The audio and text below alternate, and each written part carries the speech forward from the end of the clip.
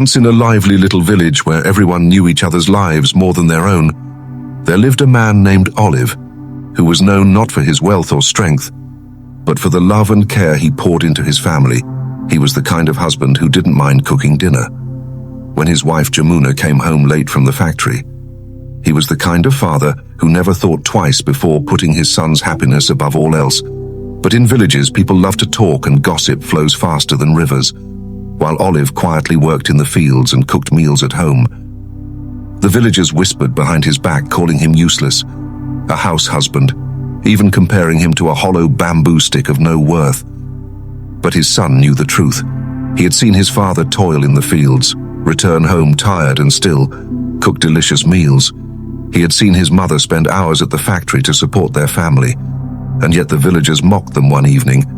The boy overheard two men call his father worthless, and though anger burned in his chest, he kept quiet. He knew arguing would only make them laugh louder. Instead, he went home thoughtful. When he shared his pain with his mother, Jamuna, she smiled gently and revealed a secret. Your father doesn't cook out of duty. He cooks because he loves it. Especially chicken cooking is his passion, and passion is never weakness. That night, the boy couldn't sleep. He kept thinking of ways to make the villagers realize the truth. And finally, an idea struck.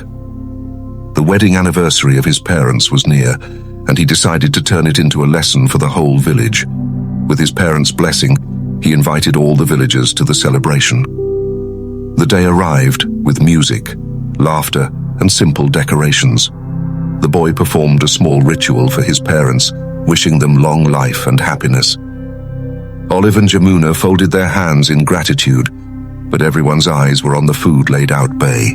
Embu cooked chicken, steaming rice, tangy curry, cornbread and sweet rice pudding. The aroma spread like magic, making even the most doubtful villagers' mouths water. Soon, everyone was devouring the meal, their faces lighting up with delight. Wow, Jamuna, this chicken is heavenly, said one villager. What a taste, truly unforgettable, another added.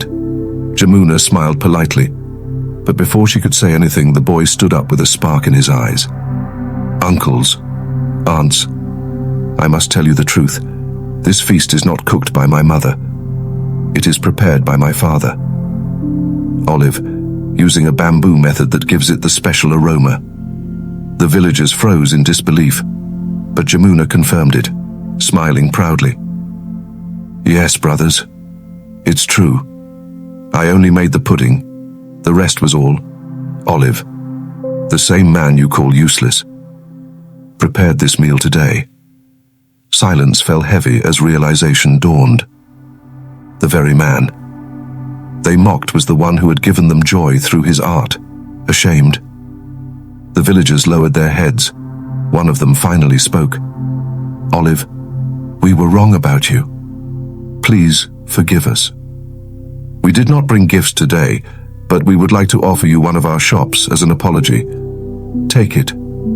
Please use it however you wish, with Jamuna's support. They turned the shop into a small eatery, selling the special bamboo chicken. Soon Olive's name spread far beyond the village. People traveled from other places to taste his cooking.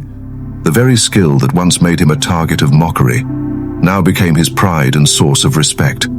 Other men in the village too began learning to cook, inspired by him, realizing that art, passion, and love are not bound by gender. Olive's journey became a lesson for everyone in that little village, showing that no work done with love is small and no person following their passion is weak. The turning point was never the feast. It was the courage to embrace what others mocked and turn it into strength. So the moral is clear: never let the world as gossip decide your worth. Respect every skill, every art, and every talent, because true happiness lies in following what you love. And now I ask you, what is the passion inside you that